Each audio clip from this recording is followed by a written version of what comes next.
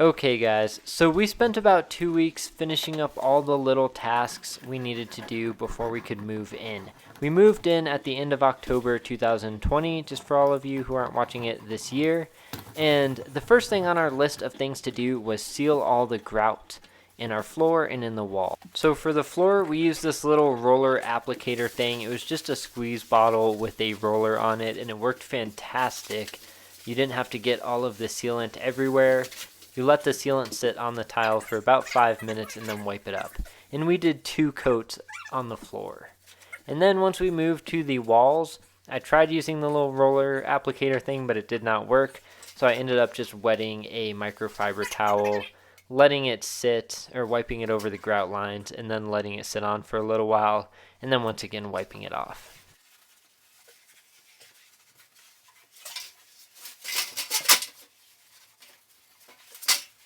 Once all the tile grout was sealed, I then moved on to installing the bathroom fixtures. I started with the shower fixtures, installing the handle temperature regulator thing first, which wasn't too hard. I just followed the instructions for once.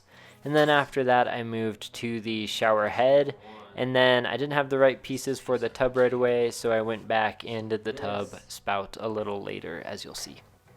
I will leave a link up above in one of these corners for the video where you can see us roughing in the shower. That way you get a sense of how that went. So this should slip over that.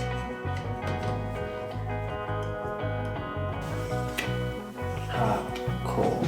Hot, cold.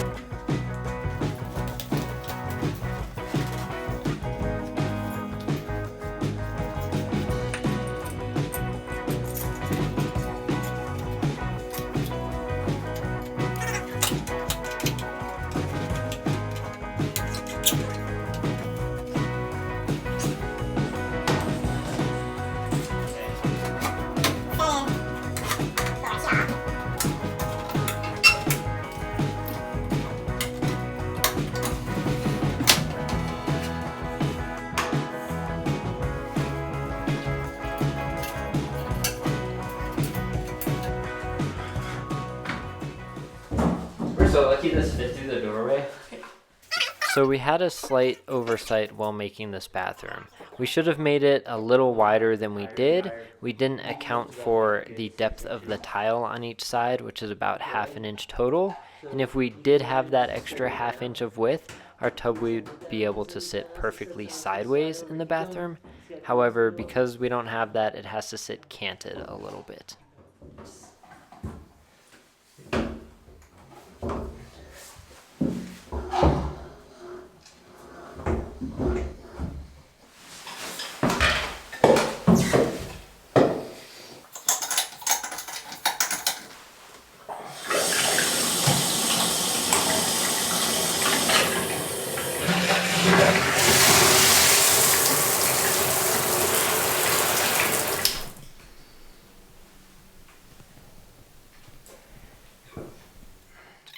The next thing on our list was installing our kitchen sink. Now, we used the template that came with the sink to mark out our cut line in our plywood countertops. And as you can see, we used our laser level to center the center of the sink with the center of the window. Now, as you can see, I kind of ripped our template in half, as I have a history of doing, because I didn't realize we needed it at first. But we got it done, and then we used a myriad of the jigsaw and our circular saw to cut through the countertops and our cabinets in some spots. I do want to mention that we don't have our concrete countertops in yet, and we're not planning on doing those until we are moved in, so look forward to a video on that, but that will be done. So this sink in the plywood is just temporary for now.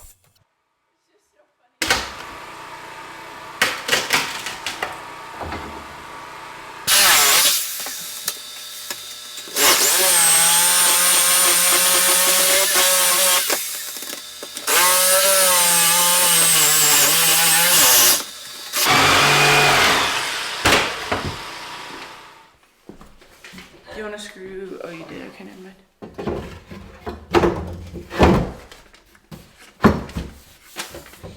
So we're supposed to put silicone down, but this is wood and not our concrete countertop, so we're not going to silicone it down.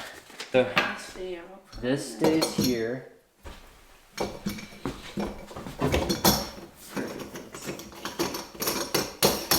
like a place. Is it centered in the hole? I don't know. I couldn't tell because your hand was. Is it centered in the hole? Yeah. Okay. I just want to point out that I think we had more trouble installing the P-trap and the pieces that go from the sink to the wall than we did installing all of the plumbing in our entire house. This was such a pain in the butt, and I don't know if it was just a specific kit we got, because we did get a kit, or I don't know. It was just very, very hard. So read the instructions. That may have been part of our issue because we didn't read the instructions at first, and then had to go back like 3 times. So maybe read all the instructions first? Well, I don't know, but good luck.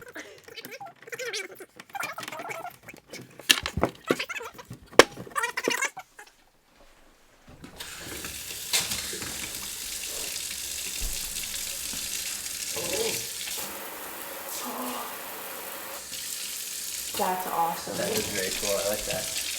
Get back in there. It doesn't drain very quickly. It took a hot minute to drain, which is interesting. Okay, we're doing it right here also. I looked in here and thought about things. I can tell you right now that we are going to catch a whole bunch of crap for what we're about to do in the comments. We are placing our gas hot water heater in the crawl space of our house. Now, bear with me. I read a bunch of code, I looked a bunch online, and I couldn't find any code specifying that you cannot put the gas hot water heater in your crawl space. So here it is. So we hung the gas hot water heater, we supported it with these 2 unistrut pieces, and then secured it to the I-joist. That way it doesn't move around. And then since it's an on-demand hot water heater, you have to have these 2 like drainage valves, I guess they are. I think they're service valves is what they're called, where you can turn off the water on both sides, and then you could open these caps on the end and drain them if you needed to. And then we connected the PEX to the hot water heater with those little flexible stainless steel tubing, because you can't have PEX within a certain distance of the hot water heater, and I think it's about 18 inches. So that gives us the correct distance that we need to be from the hot water heater before we can go to PEX. So we did that on both the cold and the hot side.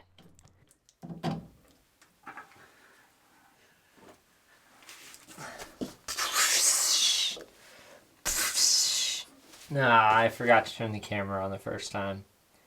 Stupid. Oh well, so these are tight. They're tight. That probably shouldn't be open though. Okay.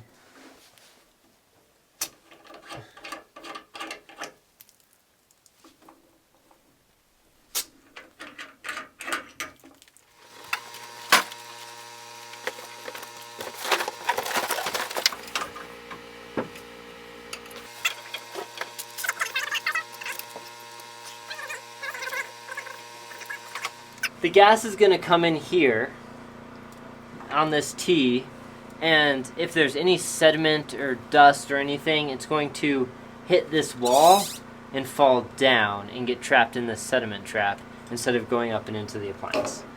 And these are required by code.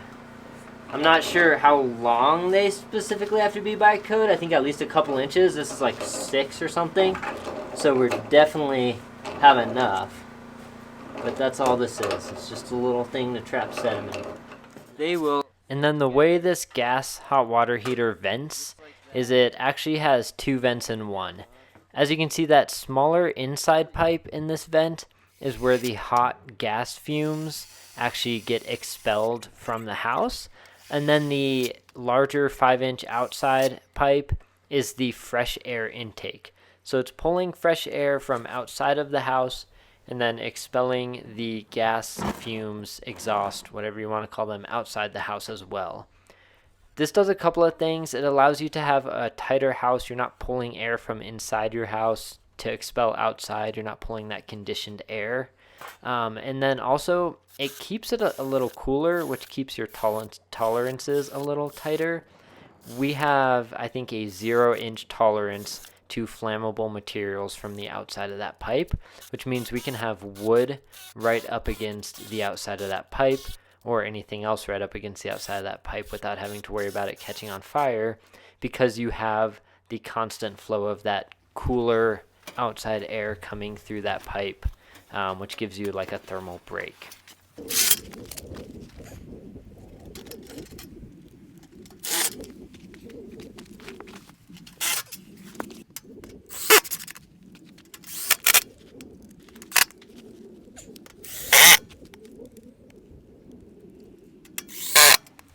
And that's going to be it for all of the plumbing things we need to do before we can move in.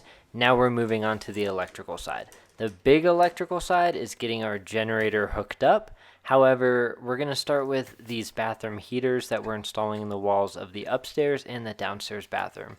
They're literally just space heaters that you put in the wall, and they have a little mechanical thermostat in there so you can set it and forget it. They do take a little bit of power. I think each one's about 1500 watts, and it runs off of 120 volts. But it's what we have right now, and it will help keep our bathroom a little warmer in the winter. And when we don't have power, we can run them for a couple hours before nighttime to kind of warm up our living area and make sure the water in the bathrooms doesn't freeze.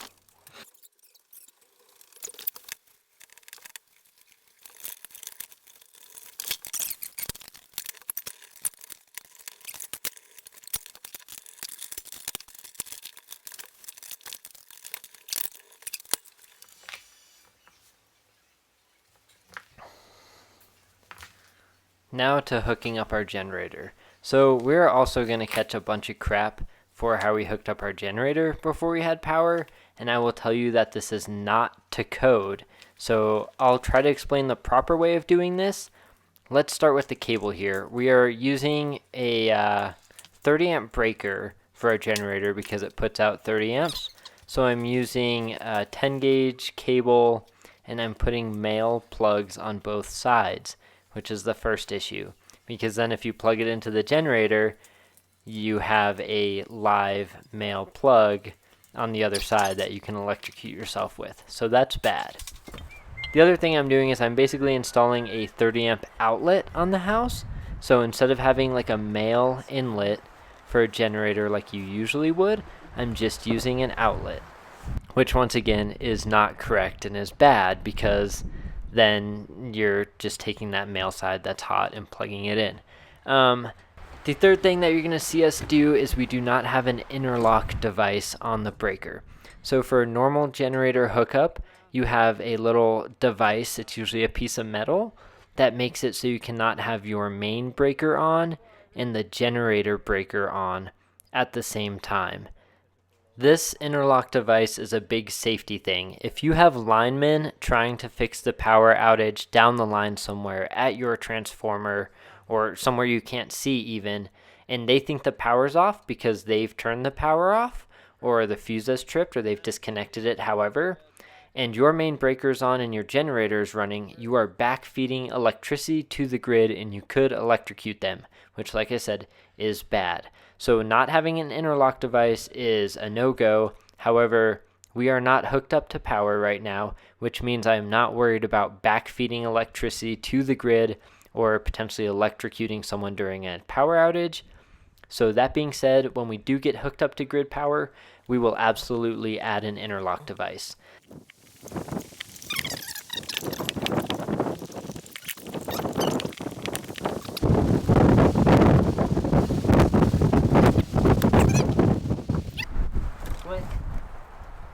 Click.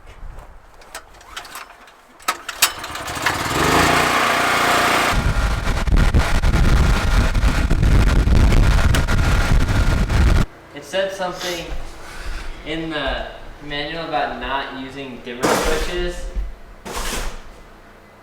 like only using one dimmer switch per three-way switch. Our lights fucking work, so I'm gonna turn the light one's off. Cool?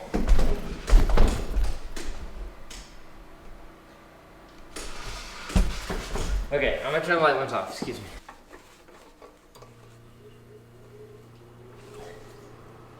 Oh yeah, feel that. Goes from that hole into here. That's super cool. The things people think of.